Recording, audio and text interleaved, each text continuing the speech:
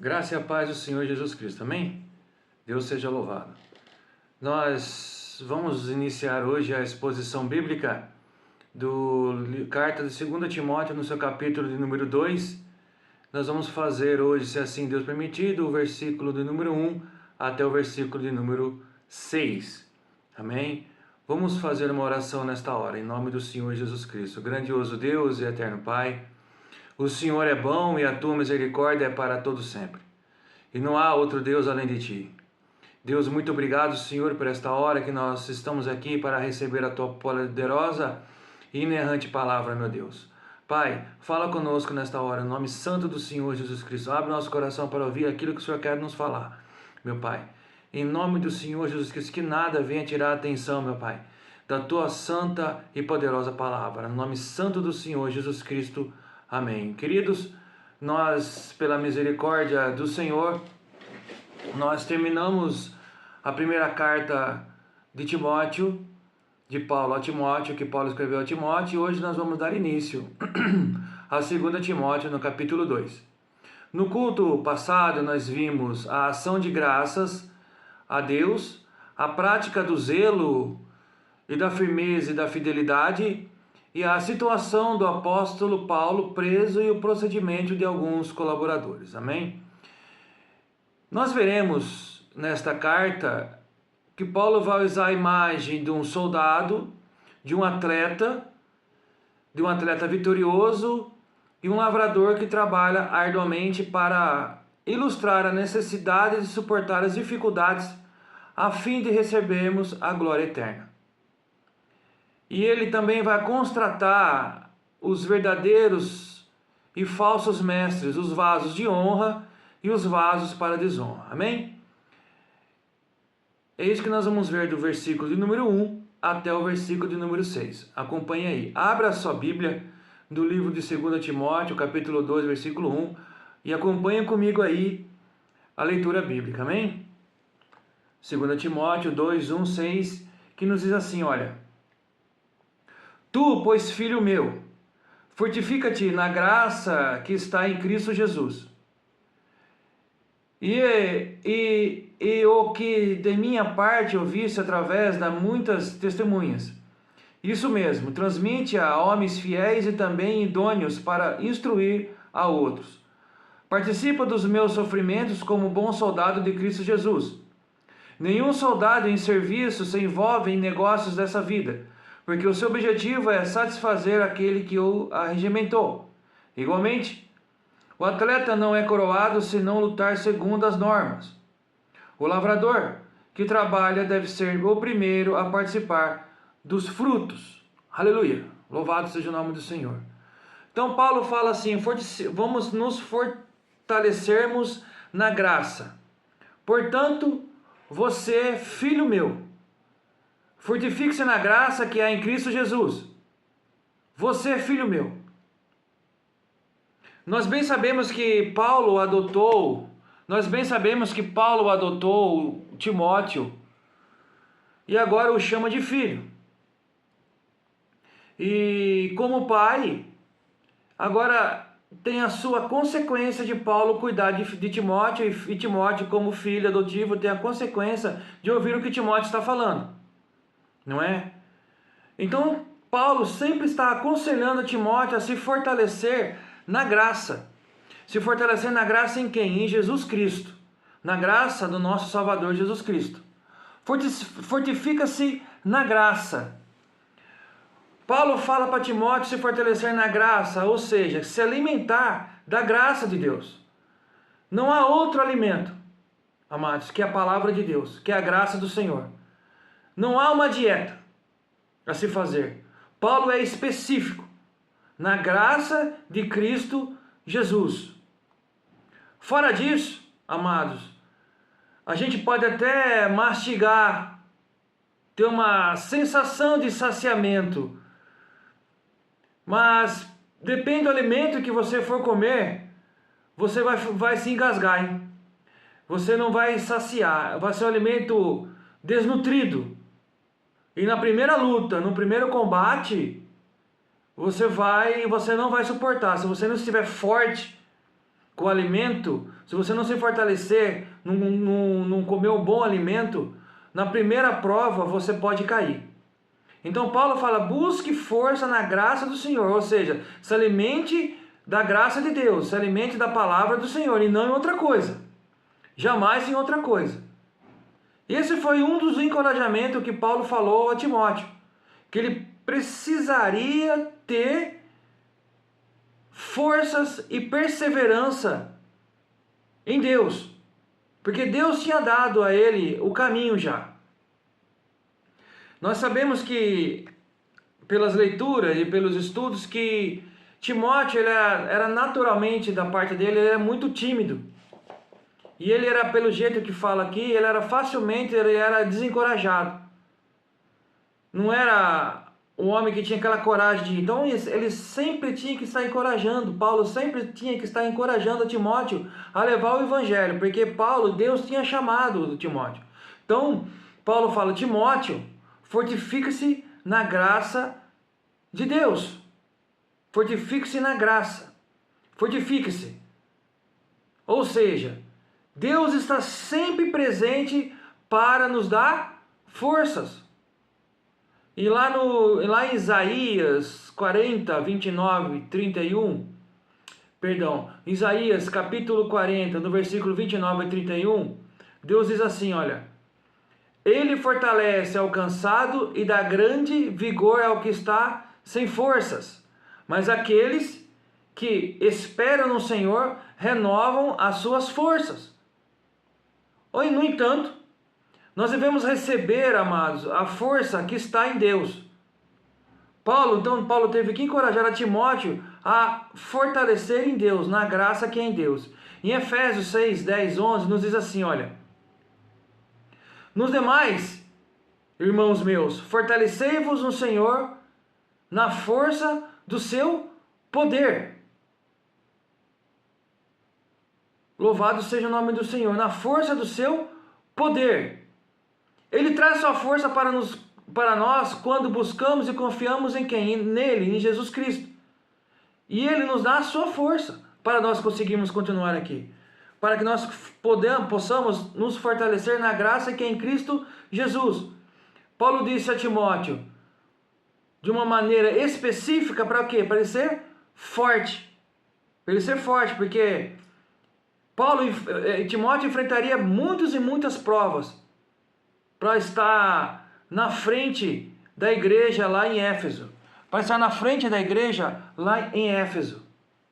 Então, Paulo fala assim, fortifique-se na graça, meu filho Timóteo. Na graça que há em quem? Há em Cristo Jesus. Em Cristo Jesus. Só nele há graça. Em Cristo Jesus. A força está em Cristo Jesus. A graça está essencialmente em Cristo Jesus e nada mais. É uma ajuda divina. É uma ajuda divina. Louvado seja o nome do Senhor. Fortifique-se na graça. O que é graça? É o favor imerecido de Deus para conosco, que é em Cristo Jesus. Ela nos dá uma confiança e ousadia que nunca poderíamos ter quando pensamos que estamos em liberdade condicional. Ou quando pensamos que Deus ainda não decidiu sobre nós. Louvado seja o nome do Senhor. Agora, tomando nota aqui. O que pode vir da graça de Deus? O que pode vir da graça de Deus que eu possa rejeitar? O que pode vir da graça de Deus que eu possa rejeitar? O que pode vir da graça de Deus que você possa rejeitar? O que pode vir da graça de Deus que eu possa dizer, disso eu não faço uso? O que pode vir da graça de Deus que eu possa dizer, disso eu não faço uso? O que pode vir da graça de Deus que eu possa dizer, isso não é necessário para mim? O que é? O que pode vir da graça de Deus? Tudo que eu acabei de dizer aqui, eu não devo dispensar. Porque Deus é misericordioso e a graça dele faz bem para nós. A graça dele é divina, poderosa, majestosa. Louvado seja o nome do Senhor. É da graça de Deus que nós devemos nos alimentar. Tem uma frase que vai nos deixar mais forte, que é essa frase aqui, ó. Sou um filho de Deus em Jesus Cristo. Sou um filho de Deus em Jesus Cristo. E tenho o amor e a graça de Deus, embora não a mereça. Essa é a força que vem pela graça. Louvado seja o nome do Senhor. Paulo sabia como que era receber a força da graça de Deus, conforme explicou em 2 Coríntios 12, do 9 ao 10. Olha só, ouça aí com bastante atenção. E disse-me: minha graça é suficiente para você, pois o meu poder se aperfeiçoa na graça, porque o meu poder se aperfeiçoa na fraqueza. Portanto, eu me gloriarei ainda mais alegremente em minhas fraquezas, para que o poder de Cristo repouse em mim. Vou reler de novo. E disse-me: minha graça é suficiente para você, pois o meu poder se aperfeiçoa na fraqueza. Portanto, eu me gloriarei ainda mais alegremente em minhas fraquezas, para que o poder de Cristo repouse em mim. Olha só, Paulo se gloria ainda mais alegremente nas fraquezas, porque ele sabia que o poder de Deus e Cristo repousava nele. Ou seja, a graça estava com ele. A minha graça é suficiente para você. A graça de Deus é suficiente para nós. Louvado seja o nome do Senhor. Então Paulo encorajou a Timóteo com a própria experiência de vida. Paulo encorajou a Timóteo com a própria experiência de vida. Olha, Timóteo, olha para mim onde que eu estou. Paulo estava preso. Olha para mim onde que eu estou, Timóteo. Olha para mim. Tenha graça. Eu estou aqui pela graça e pela misericórdia do Senhor. É Ele que está no comando de nossas vidas. Não se amedronte. Vá e pregue o verdadeiro evangelho a toda criatura, Timóteo. Cuida da igreja de Éfeso. Cuida dos homens, das mulheres, dos idosos, das jovens, das viúvas. Cuida de toda. Ensine, admoeste a todos, Timóteo. Louvado seja o nome do Senhor. No versículo número 2 diz assim: E essas coisas que me ouviu dizer na presença de muitas testemunhas, confia a homens fiéis que sejam também capazes de ensinar a outros. As coisas que me ouviu dizer na presença de muitas testemunhas. Paulo aqui lembra a Timóteo, queridos, que Paulo lembrou a Timóteo do corpo e da verdade que ele ouviu do apóstolo na presença de muita testemunha. Nós temos que entender, lembrar que Timóteo andou com Paulo muito e muito tempo. Então Timóteo foi um discipulado de Paulo. Nos estudos bíblicos que Paulo dava, nas viagens, Timóteo acompanhou por um determinado tempo. Então, Timóteo, ele foi um discipulado de Paulo na presença de muitas testemunhas. Então Paulo assim: olha, as coisas que me ouviu dizer na presença de muitas testemunhas. O que Timóteo ouviu dizer na presença de muitas testemunhas? A palavra de Deus, os ensinos corretos que Paulo dava a Timóteo na presença de muitas testemunhas. Então Paulo está falando assim: olha, o que eu ensino é verdade, Timóteo. Ensina isso também. Ensina as doutrinas que eu transmiti na presença de muitas testemunhas. Então Paulo deu uma forma adequada a Timóteo de ensinar os homens e mulheres daquela época, como nós hoje também. Confie a homens fiéis. Amém? Confie as palavras do Senhor a homens fiéis. Deus deu o ministério a Timóteo não para ele guardar para si mesmo, mas para que ele confiasse a outros. Não é? Uma parte essencial do seu trabalho como pastor era confiar a outros que Deus havia confiado a ele. Ou seja, uma parte essencial do seu trabalho como pastor era confiar a outros o que Deus havia confiado a ele e não guardar para ele. Alguém pode dizer que tudo que um pastor faz em seu ministério, ele deve confiar a outros para fazer. Não há deveres de um pastor tão santos ou tão secretos que ele deve guardá-los para si mesmo. Ele deve sempre procurar confiar o ministério a outros e treinar os outros para fazer o trabalho do ministério. Então o pastor, ele tem um líder, um pastor, ele tem aquilo que ele aprendeu de Deus, ele tem que passar a homens fiéis para dar continuidade na palavra de Deus.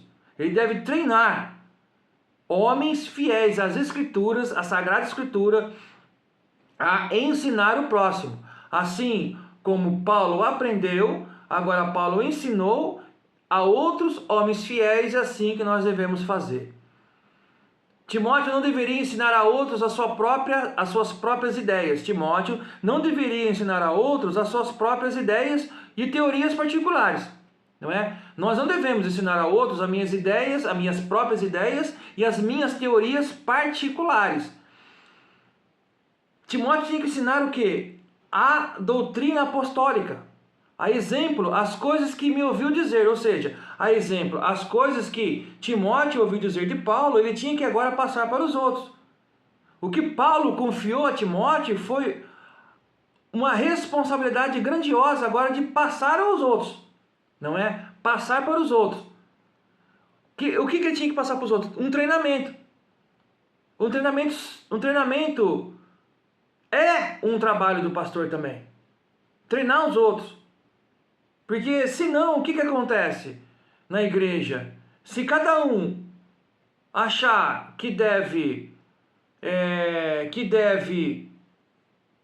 falar aquilo que ele acha que a Bíblia fala, ou seja, o que vai acontecer? Uma verdadeira bagunça. Nós temos que falar o que a Bíblia fala e não o que nós achamos que ela fala. Temos que falar realmente, de fato, o que está escrito ali. E nada mais.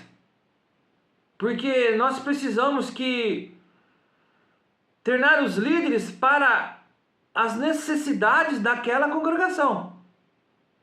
Nós necessitamos disso. Nós precisamos treinar os líderes para as necessidades daquela congregação.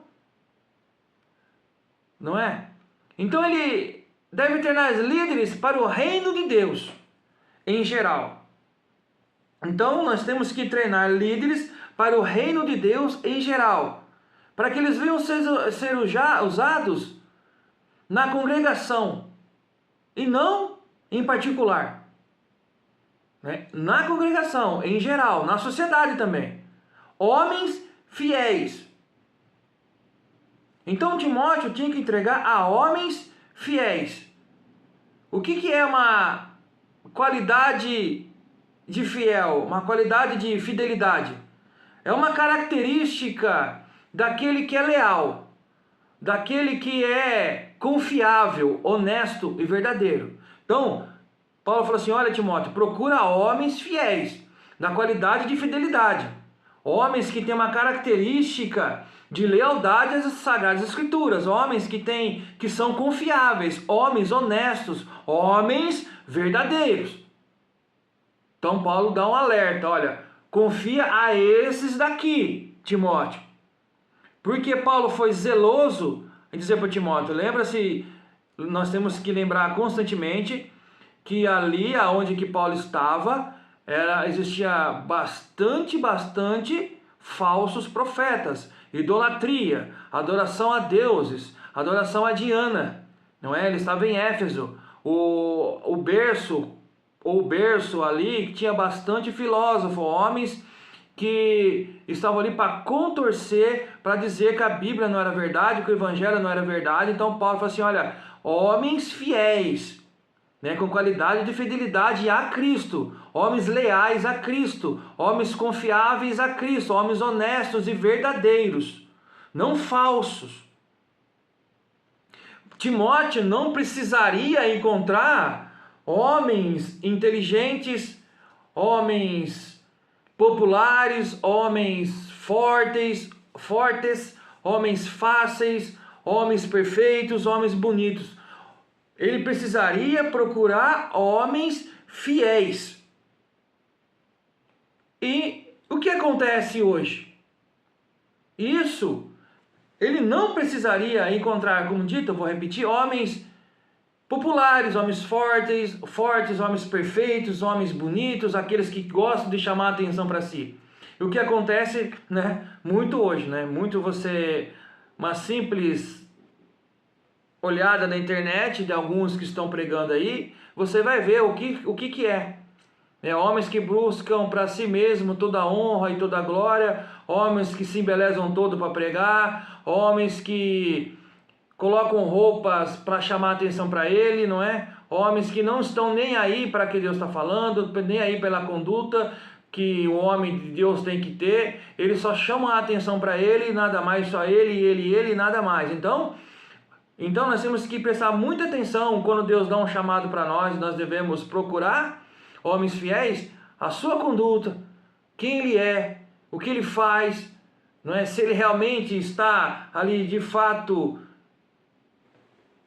junto com a palavra de Deus, não está procurando para si mesmo aquilo, a honra e a glória para si mesmo, não a honra e a glória para o nosso Deus Todo-Poderoso. Paulo diz para procurar homens fiéis. Amado, tem uma nota aqui que eu vou passar para os irmãos, que diz assim, olha, ao longo da história do cristianismo, alguns defenderam a ideia da sucessão apostólica. Ao longo da história do cristianismo, alguns defenderam a ideia da sucessão apostólica. Esta é a ideia que você pode saber quem é o verdadeiro ministro do Evangelho. Porque Pedro ordenou alguém para sucedê-lo, e aquele ordenou alguém para sucedê-lo, e o próximo ordenou alguém para sucedê-lo, e assim por diante, e assim sucessivamente. No entanto, esse versículo revela a verdade da sucessão apostólica. A sucessão de homens fiéis que recebem os ensinos dos apóstolos e os transmite. Ou seja, a verdadeira sucessão apostólica é a sucessão de homens fiéis à Sagrada Escritura, que recebem os ensinamentos dos apóstolos. E depois que recebeu o ensinamento dos apóstolos, o que eles fazem? Eles transmitem. Amém? E o que é uma sucessão apostólica? É o ensino que procede dos apóstolos de acordo com a missão, a exemplo dos apóstolos. Isso é uma sucessão apostólica. Sem a fidelidade ao ensino e exemplo dos apóstolos, a ideia de sucessão apostólica nada mais é do que, preste bem atenção, nada mais é do que imposição de mãos vazias sobre cabeças vazias. Não é? Sem a fidelidade ao ensino, a exemplo dos apóstolos, a ideia de sucessão apostólica nada mais é do que a imposição de mãos vazias sobre cabeças vazias. Exemplo: vamos levantar um irmão ou uma irmã para liderar, porque essa pessoa é o meu filho, é meu genro, é minha irmã, não é?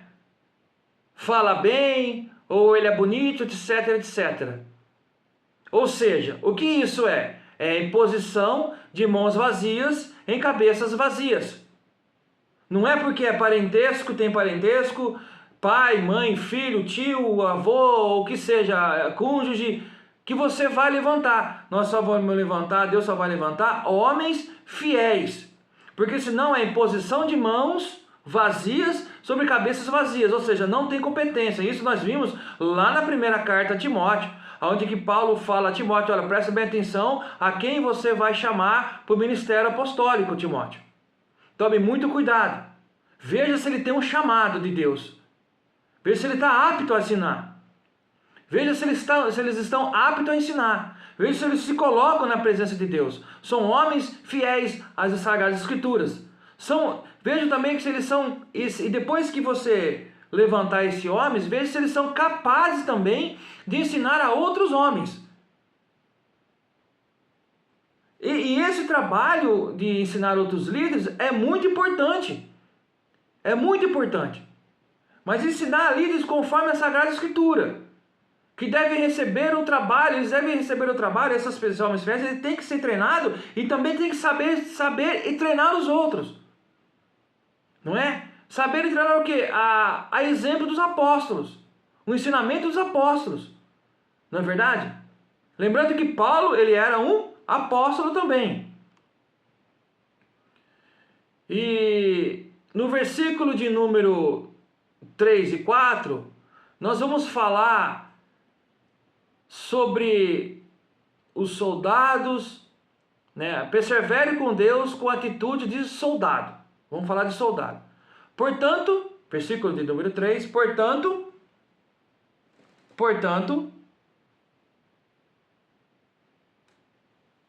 deve suportar comigo os sofrimentos como um bom soldado de Cristo, Jesus. Nenhum soldado se deixa envolver pelos negócios da vida civil que já deseja agradar aquele que se alistou. Não é? Portanto, deve suportar comigo os sofrimentos como bom soldado de Cristo Jesus. Nenhum soldado se deixa envolver pelos negócios da vida civil, já que deseja agradar aquele que o alistou.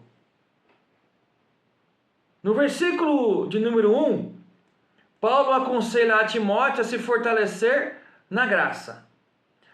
E aqui nesse versículo nós vemos o porquê disso. Paulo fala assim: portanto, deve suportar comigo, Timóteo. Portanto, você deve suportar comigo. Esta não foi uma sugestão de Paulo a Timóteo. Isso deve carregar o sentido de um requisito ou um comando. Havia algo que Timóteo tinha que fazer e Paulo lhe dizia para fazer. Ou seja, era um requisito, havia algo para fazer e Paulo falava assim: olha, você tem que fazer, Timóteo. Você tem que fazer. Você deve suportar comigo. Então, olha que eu estou suportando. Você deve suportar comigo. Você deve fazer. Você não pode parar, Timóteo. Isso é incentivo. Você deve fazer. Você não pode parar. Jamais nós podemos parar de pregar o Evangelho de Cristo. Pode se levantar um aqui, outro acolá, uma aqui, uma acolá, mas nós não devemos parar. Nada deve parar o Evangelho de Cristo. E nada vai parar o Evangelho de Cristo.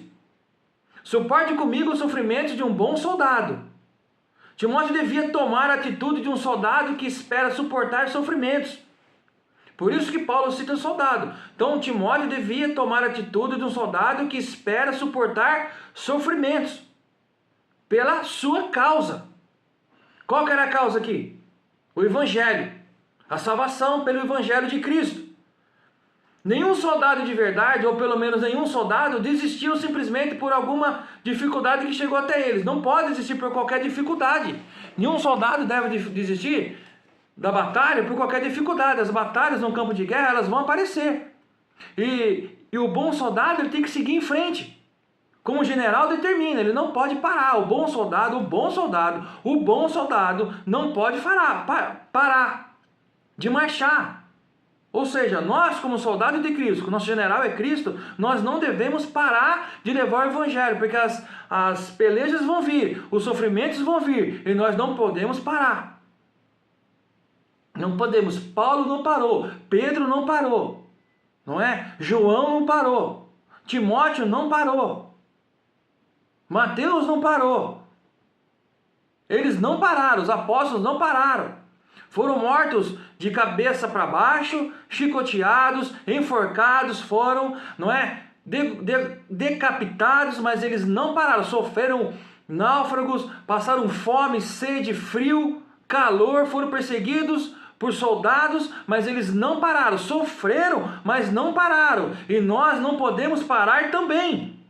Nós vamos sofrer, vamos ser perseguidos, vamos falar que esse evangelho é errado, que esse evangelho é desatualizado, mas não é verdade, é uma mentira, e nós não vamos parar, nós não devemos parar. Nós vamos passar por sofrimento, tribulação, mas nós não devemos parar de forma nenhuma. Nada vai nos parar, não pode parar. Por isso que nós temos que treinar outras pessoas para continuar o evangelho de Cristo.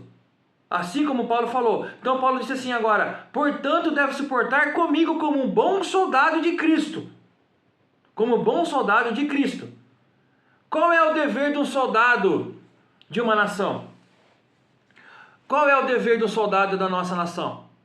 Lealdade, defender a pátria, garantir os poderes constitucionais, a lei e a ordem, cooperar com o desenvolvimento nacional e a defesa civil, participar de operações internacionais. Esse é o dever do soldado brasileiro.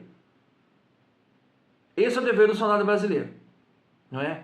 Agora, isso serve também para os soldados de Cristo. Eu e você. Você também é um soldado de Cristo. Você também é uma soldada de Cristo, não é? O bom soldado de Cristo também deve defender as Sagradas Escrituras. O bom soldado de Cristo também deve defender as Sagradas Escrituras. Garantir que as leis e os preceitos divinos não sejam burlados. Garantir que as leis e os preceitos divinos não sejam burlados. Não é? Tem que cooperar com o desenvolvimento do reino de Deus. Tem que participar do Evangelho de Cristo. Tem que ser leal a Deus, única e exclusivamente a Deus, as suas doutrinas, a sua palavra, a sua sã doutrina. Não é? Tem que ser leal ao seu reino. Ou seja, somos leais, temos que ser leais, temos que seguir essa nota aqui. Isso é o bom soldado, nós temos que ser bom soldado. Amém? Uma pequena nota aqui. Todos nós, com ou sem farda, somos membros do maior e mais poderoso exército que já existiu e que existirá para sempre. Esse exército jamais perdeu ou empatou uma batalha, pois tem à frente o grande general, o Senhor dos exércitos. Louvado seja o nome do Senhor.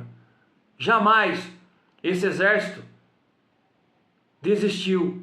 Jamais esse exército perdeu ou empatou. Ele sempre ganhou e sempre vai ganhar, porque na frente da batalha está o nosso general Cristo, o Senhor dos exércitos. Louvado seja o nome do Senhor.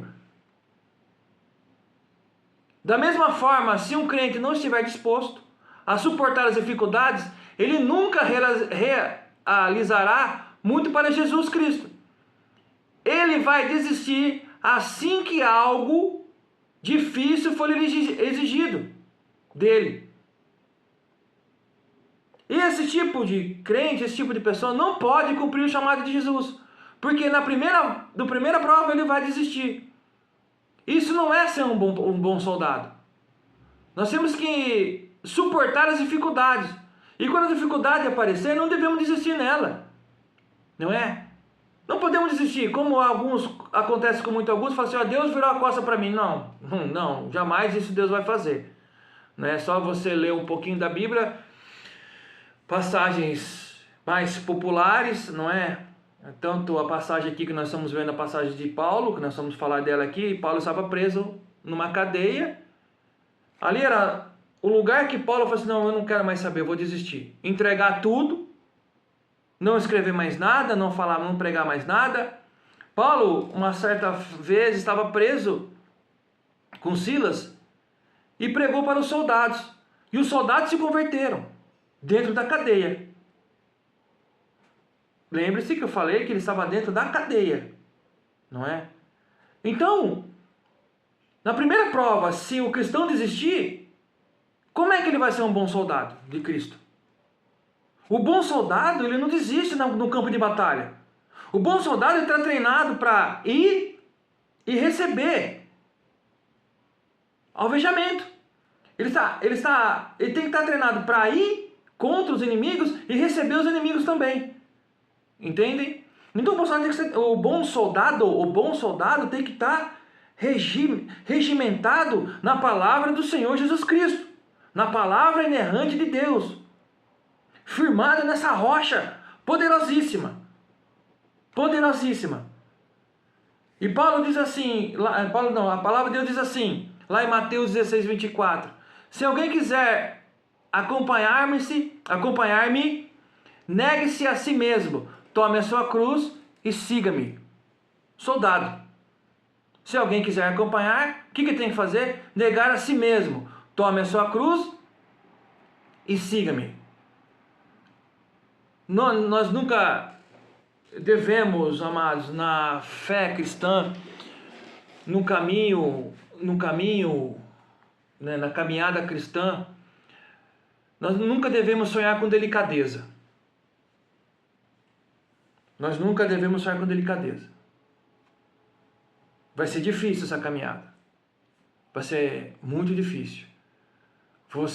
Deus ter um chamado na tua vida, você reconhecer Jesus Cristo como o único e suficiente Salvador da sua vida, a partir desse momento a caminhada não vai ser delicada, né?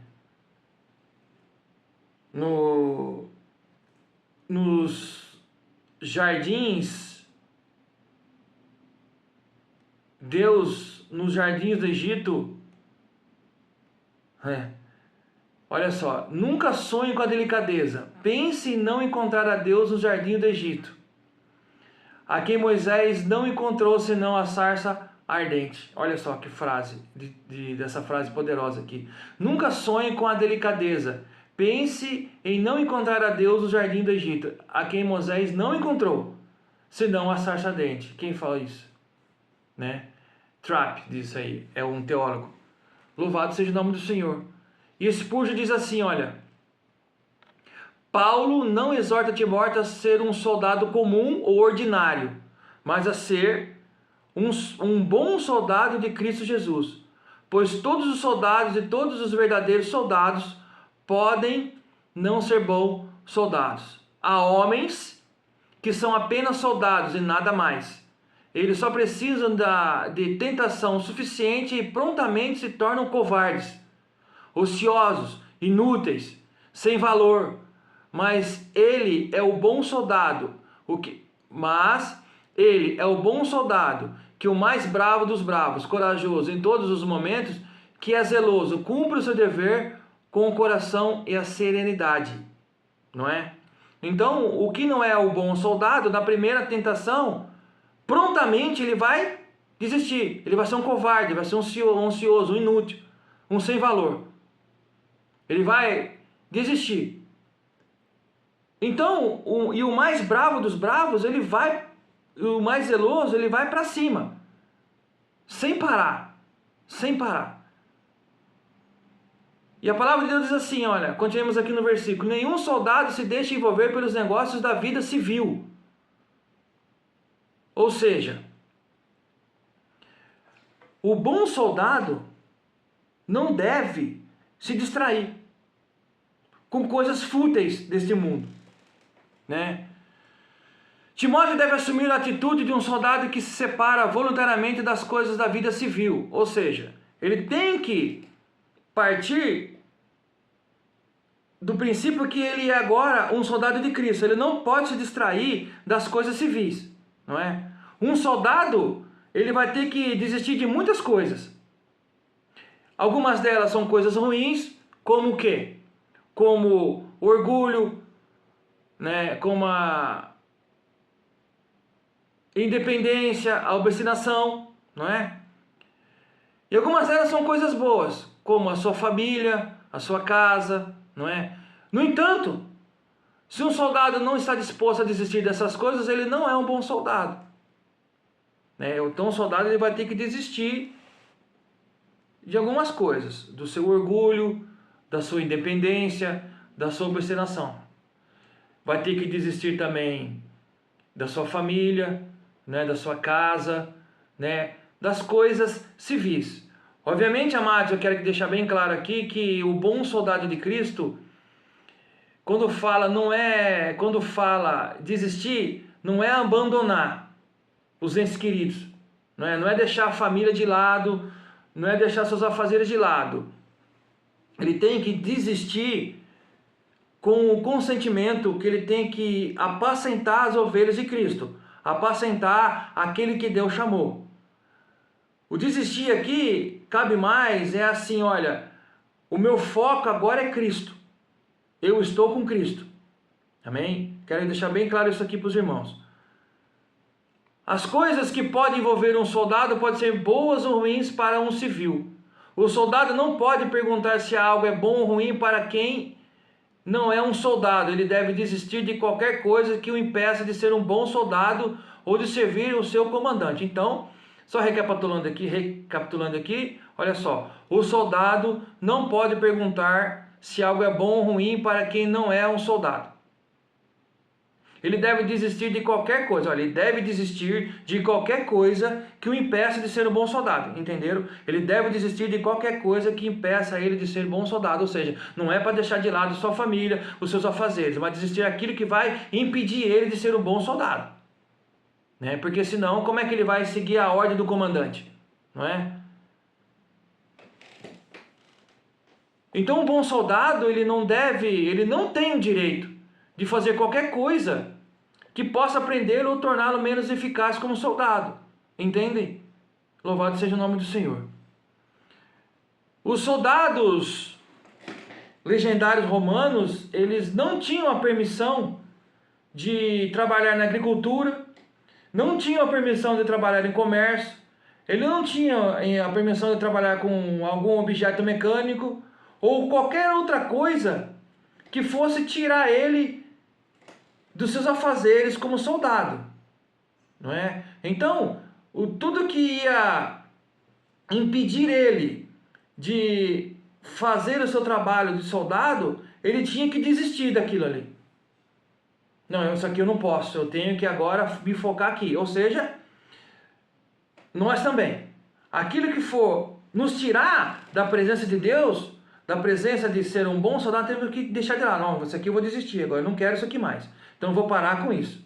Amém? Então eu vou parar com isso. Esse é o trabalho do bom soldado.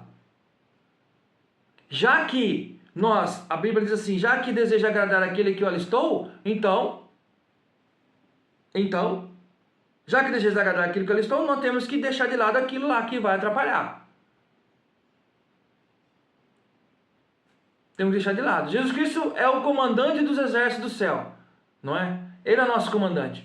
Nós temos que segui-lo e servir aquilo que ele nos ordena. Versículo número 5 diz assim, Paulo diz assim para Timóteo, Deus diz assim, semelhantemente nenhum atleta é coroado como vencedor se não competir de acordo com as regras, não é? Nenhum soldado, semelhantemente nenhum atleta é coroado, atleta e não soldado, semelhantemente nenhum atleta é coroado como vencedor se não competir de acordo com as regras, não é? Vamos lá, em nosso tempo aqui, nesse Brasil e até no mundo, hoje, esse ano aqui é ano de Olimpíadas, ano de Eurocopa, ano de Copa América, né? Então, temos também aqui o Campeonato Brasileiro, o Campeonato Estaduais e tantas outras competições, né? E os atletas que estão participando dessas competições, eles não vão lá e começam a participar, não, eu vou jogar e pronto. Eles têm uma preparação, há um treino, né? Eles têm que treinar bastante fisicamente, taticamente, não é? Treinar com bola, treinar sem bola, né? Para conseguir jogar bem e ganhar aquela competição, né? Ser coroado, receber o troféu, receber medalha, não é? Mas infelizmente nesses nossos tempos, né, nós vimos muitas coisas erradas, né? Muitos jogadores jogando dopado, né? Muitos homens que mesmo ali jogando um futebol, coloca a mão na bola e é cheio de câmeras em volta falando que ele colocou a mão, ele fala que não colocou a mão, não é mesmo? E muitas câmeras filmando, então o juiz até tem que, vamos ver o VAR, não é? Muitos que são de um determinado gênero se coloca como se fosse outro gênero e quer competir com aquele gênero que ele não é, não é? Burlando o quê? Tentando burlar o sistema, as regras e as leis do esporte. Quem nunca viu isso aí? Quem nunca viu alguém ser pego no antidoping? Quem nunca viu uma determinada pessoa querendo ser aquilo que não é e participar daquilo que não é dele, que ele é muito mais forte para participar daquilo, não é? É uma covardia até. É uma covardia até. Então, muitos atletas estão tentando burlar o sistema. Então, por isso que Paulo fala para Timóteo, olha, se não competir de acordo com as regras, né? Temos que competir de acordo com as regras, né? Então Paulo, muitas vezes aqui na Bíblia, ele recorre ao esporte.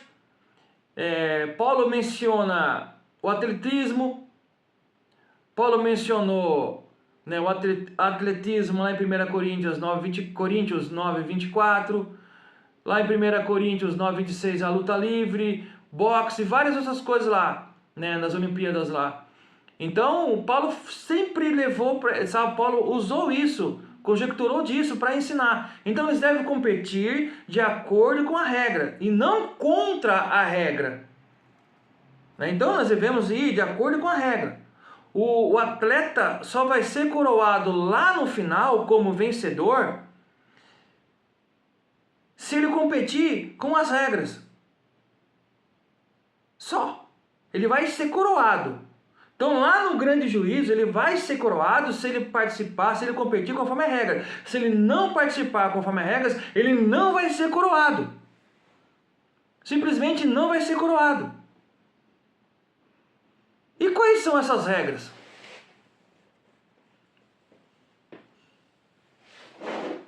As Sagradas Escrituras. As Sagradas Escrituras. Né? A Bíblia é sagrada. Então, se ele não participar, se ele quer receber a coroa lá no final, o troféu, a medalha lá no céu, ele tem que participar de acordo com as regras para ser um vencedor. Assim como um atleta, se ele quer ganhar um determinado campeonato, ele tem que participar conforme a regra. Impedimento é impedimento. Fim. Sabe da regra do impedimento? Impedimento é impedimento. A bola passou da risca para fora, está fora. Tem que seguir as regras. Bola na mão é falta. Não é? Bola na mão é falta. Então, falar que não é errado. Se todo mundo está vendo, essa regra fala que é errado. A regra fala que é errado e pronto. Se a Bíblia fala que é certo, é certo. Se a Bíblia fala que é errado, pronto. Se não seguirmos de uma forma da forma que a Bíblia ensina, nós não vamos ser coroados lá no grande dia. Não vai ser. Aqui a Bíblia está dizendo, não vai ser coroado. Não vai ser. É possível, sim, cair no erro e pensar que podemos fazer nossas próprias regras para a nossa vida cristã, não é? É possível, que muitas pessoas acham que pode fazer a sua própria regra. Não, eu vou fazer minha regra, eu sou crente, eu sou cristão, vou fazer minha própria regra, então a regra é minha, eu vou seguir meus próprios preceitos, e acha que assim vai receber a coroa da vida eterna, né? Muitas pessoas fazem um tipo de um arranjo. Não, eu faço um arranjo, eu sou especial, e elas falam desse jeito aqui, ó. Eu sei que isso é pecado, mas Deus entende. Então eu vou continuar nesse pecado. Tá. Lógico, você sabe que isso é pecado, né? O Espírito Santo acusa, ó, isso é pecado. Então você fala assim, Deus sabe que é pecado, você sabe que é pecado, Deus sabe que é pecado, Deus entende, sim, Deus entende que é pecado, é lógico. Então você pode falar assim, eu vou continuar nesse pecado. Bom, eu vou te dizer, você pode até continuar nesse pecado. Deus vai entender que isso é pecado. Mas uma coisa eu te falo, com esse pecado que Deus entendeu, você não vai entrar no céu. Você não vai ser coroado. Entendeu? Não sou eu que estou falando, o presbítero Juliano que está falando, não. É a Bíblia que fala. Nenhum pecador vai entrar no céu. Ah, mas todos nós somos pecadores. Como dito lá atrás, nós somos pecadores arrependidos. Amém? Quando Jesus Cristo entrou no nosso coração, nós nos arrependemos. Ninguém deixou de pecar. O problema do pecador é aquele que não se arrepende, aquele que não reconheceu a Cristo como Salvador de sua vida. Então esse que não reconheceu Jesus Cristo como Salvador de sua vida, continua pecando como se fosse uma coisa mais natural, e usando dessa frase aqui também, né? Essa frase aqui é usada para alguns que se titulam cristãos e não são, porque eles permanecem no erro e acham que com esse erro vão entrar no céu. Deus te falar, não vai entrar, não vai entrar, não vai entrar. O céu é para poucos, o céu são para os escolhidos, aqueles que não rejeitaram a Cristo, aquele que não virou as costas para Cristo, aqueles que não zombam de Cristo, aqueles que aceitaram o Cristo como o único, presta bem atenção, único, só Jesus Cristo e mais nada, como o único e suficiente Salvador de sua vida. Somente Cristo cura, somente Cristo salva, somente Cristo que leva para o céu. Só Ele, não mais ninguém. Foi Ele que morreu, Ele que ressuscitou e vivo está à destra de Deus. Louvado seja o nome do Senhor. Aleluia! Aleluia! Então nós temos que fazer como um bom atleta, né? Seguir as regras, os preceitos divinos. Os preceitos divinos. E se nós não fizermos isso, de acordo com a regra, o que adianta? Passar uma vida inteira cristã e não participar, não ir contra as regras de Deus. Ir contra as regras de Deus, o que adiantou? Vai chegar o grande dia, não vai adiantar de nada. Então nós temos que seguir exatamente como a Bíblia diz que tem que ser. Não devemos burlar o sistema. Não devemos burlar a Bíblia. A Bíblia, ela é a palavra de Deus, é a palavra do Senhor, é uma palavra santa. A Bíblia foi inspirada no céu, são palavras celestiais, direto do trono de Deus. É a nossa regra de vida, é a nossa bússola. Ela não pode ser burlada o sistema, não pode ir contra ela. Tentam, mas não conseguem. Eles acham que vão conseguir, eles acham que vão pará-la, mas nada, simplesmente nada, e nem ninguém vai parar o Evangelho de Cristo. Nada pode parar a Bíblia Sagrada, nada vai parar. Eles bem que tentam, mas não conseguem. Eles acham que estão conseguindo, porque o inimigo fala assim para eles: vocês vão conseguir, mas eles tentam de qualquer forma, mas não conseguem. Não conseguem. Versículo número 6. Vamos falar agora, nós já falamos do soldado, falamos do atleta, e agora nós vamos falar do lavrador. O lavrador versículo número 6, né? Versículo número 6. O lavrador que trabalha arduamente deve ser o primeiro a participar dos frutos e da colheita. O lavrador que trabalha arduamente deve ser o primeiro a participar dos frutos e da colheita. O lavrador é o homem do campo. E ele tem que ser o primeiro a participar do fruto da colheita. É ele, o lavrador, que está lá todo dia, amados. Todo dia para cuidar da plantação. Ela está lá para cuidar de regar, de ver se não vai vir nenhum animal, nenhuma praga, para comer a sua plantação e não deixar ela florescer, crescer e dar o alimento, né?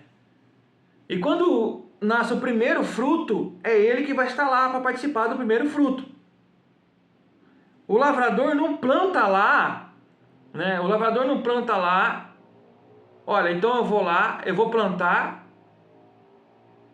e vou deixar lá, vou esquecer. Daqui um tempo, e se ele não for lá, daqui um tempo eu volto. Se ele não for lá diariamente, constantemente ver como é que está a plantação, tirar as pragas, as ervas daninhas, ele tirar as pragas, né? Ficar de observação nos insetos, nos animais, né? Que vão ali querer comer, querer tirar seu alimento dali. Então, se ele não fizer isso, não cuidar de plantar e for dormir no seu sofá, ficar na sua casa e deixar crescer, ele não vai ter uma boa colheita, ele não vai participar, ele não vai ser o primeiro a participar da colheita. Então o lavrador, ele tem que trabalhar constantemente, ele tem que trabalhar arduamente. O lavrador, ele tem que trabalhar arduamente. Ele tem que trabalhar, ele não pode parar de trabalhar. Antes do sol nascer, ele tem que estar lá, cuidando da sua horta, cuidando da sua plantação, né? Então Paulo fala assim: olha, Timóteo, você tem que trabalhar arduamente para levar o Evangelho de Deus. Para servir o Senhor, Timóteo, você tem que trabalhar arduamente. Não pode parar. Sabe? Tem que ser ali, ó, insistentemente. Porque as forças das trevas, elas não param. Ela não para. Ela quer tirar o primeiro fruto de você. Ela quer tirar o primeiro fruto, a participar do primeiro fruto da colheita. Então, as forças da treva querem tirar isso de nós. Eles querem tirar isso de nós. Quer colocar o foco nosso não ali, mas aqui. Não lá. Quer tirar o nosso foco da Bíblia, melhor dizendo. Quer tirar o foco nosso da Bíblia, da palavra de Deus. E isso faz o quê? Que nós não vamos participar da primeira colheita. Né? Do primeiro fruto da colheita. Então Paulo fala assim: você tem que ser participativo na obra de Deus. Tem que ser participativo na obra de Deus. Amém? Não tem que ser o quê? Preguiçoso. Não podemos ser preguiçosos. Temos que ler a palavra de Deus, temos que estudar a palavra de Deus, temos que orar, temos que jejuar, temos que fazer visita, temos que apacentar, temos que treinar. Não podemos ser preguiçosos. Temos que fazer a obra de Deus. Não é?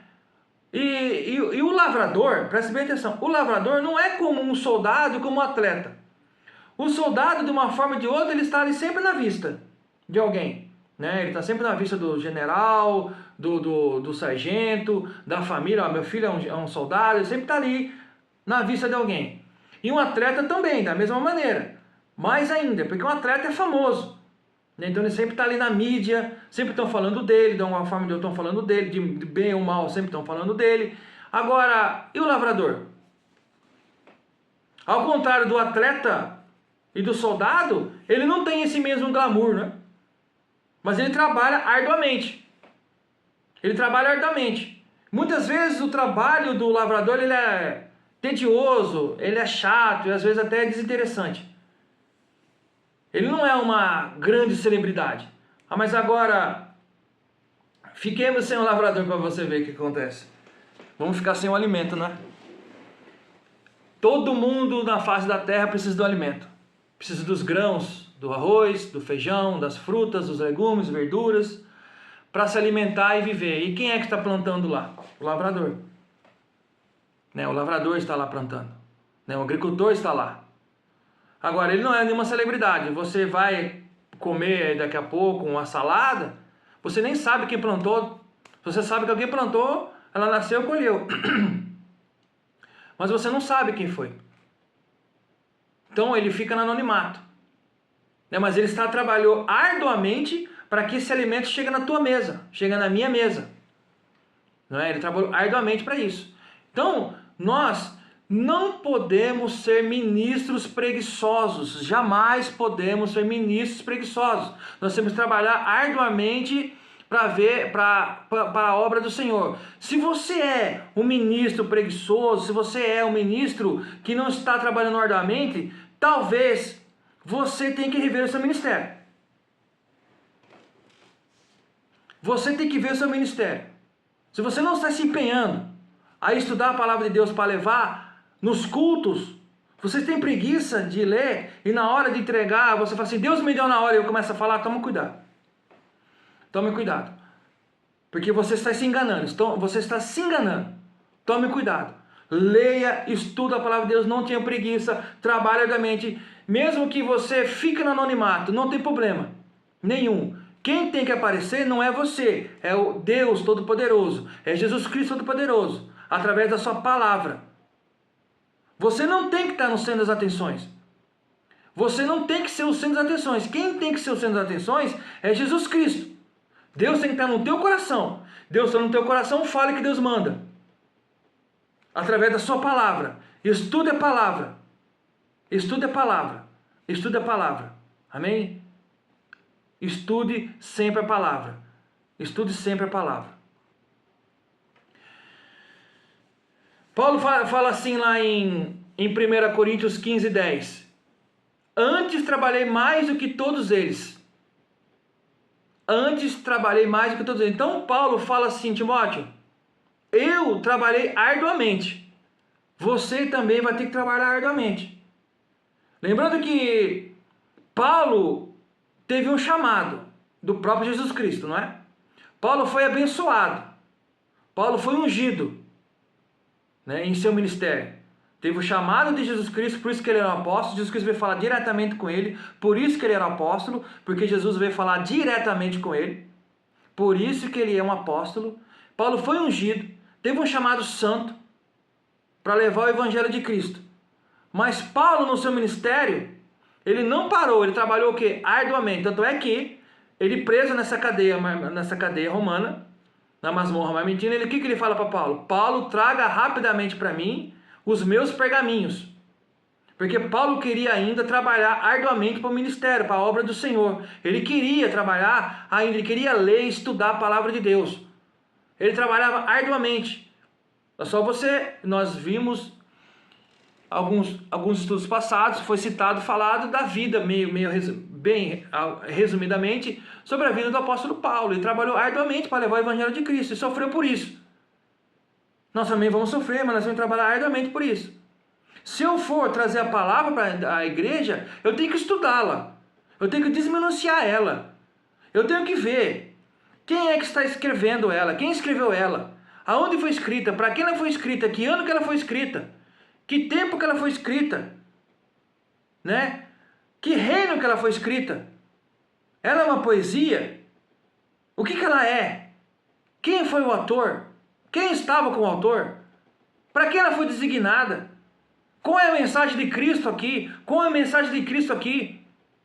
Então nós temos que entender isso, temos que trabalhar arduamente. Quando Deus te dá a palavra do Senhor, quando o Senhor nos dá a palavra, nós temos que debruçar na Bíblia e estudá-la. E pedir a Deus discernimento para que Deus venha, que nós venhamos entendê-la, para estar passando para as próximas pessoas. Tanto nos cultos, ou nos lares, ou no trabalho, aonde for. Não devemos ter preguiça, temos que ser como um bom soldado, que está preparado para receber no exército inimigo, ou para ir para a guerra. Nós temos que estar preparado igual um atleta que treina para ganhar a competição e ser coroado lá no final, receber a coroa e receber a medalha. Nós temos que estar preparado, trabalhar arduamente igual um lavrador, dia após dia, para que sejamos primeiro a receber o fruto da colheita. Por isso que Paulo cita aí o lavrador, Paulo cita o soldado, né, o atleta e o lavrador. E Paulo fala, eu trabalhei mais que todos os apóstolos, Paulo fala. Eu trabalhei mais que eles. Não é? Então, nós também temos que trabalhar arduamente para isso.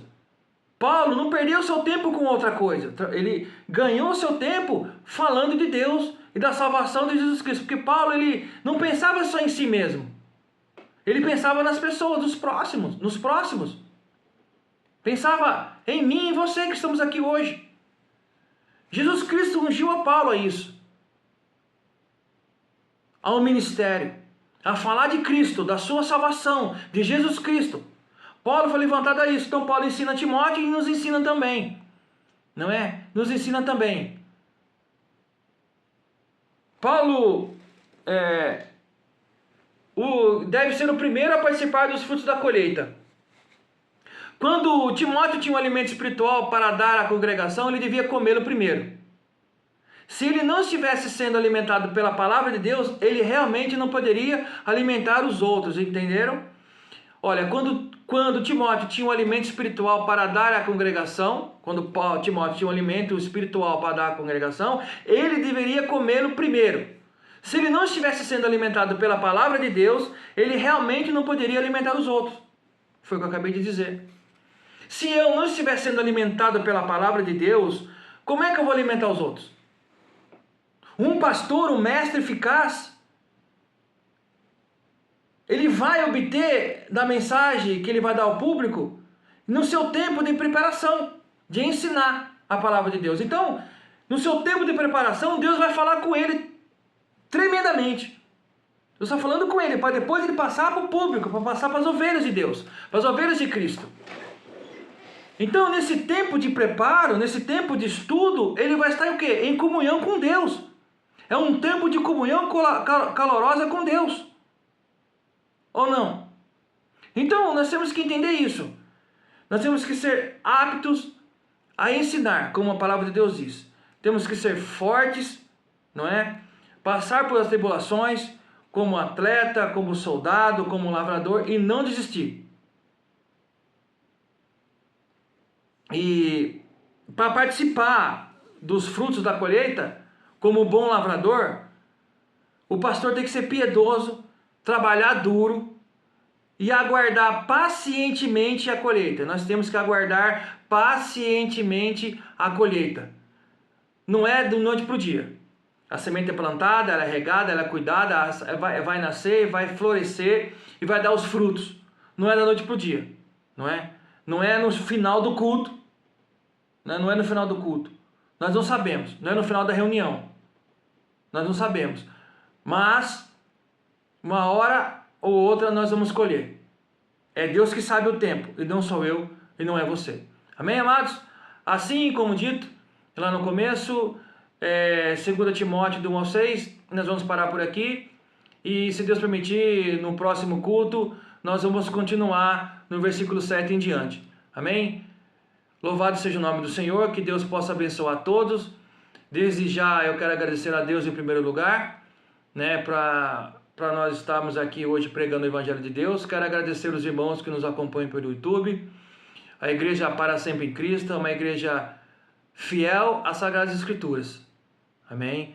Ela prega, é uma igreja cristocêntrica, ela não chama a atenção para si mesma, ela prega a palavra de Deus. Ela não leva, não sai nada fora que a Bíblia diz. Nós pregamos, nós zelamos pelo amor de Deus, nós zelamos pela palavra de Deus. Siga-nos no canal, amém? Se inscreva no canal. Nós somos uma igreja simples, nós somos uma igreja pequena, simples, mas é na simplicidade que Deus também fala, amém? Assim eu agradeço a todos os irmãos que nos acompanhou, e Deus seja louvado para todos sempre, que todos tenham uma vida excelente com Cristo.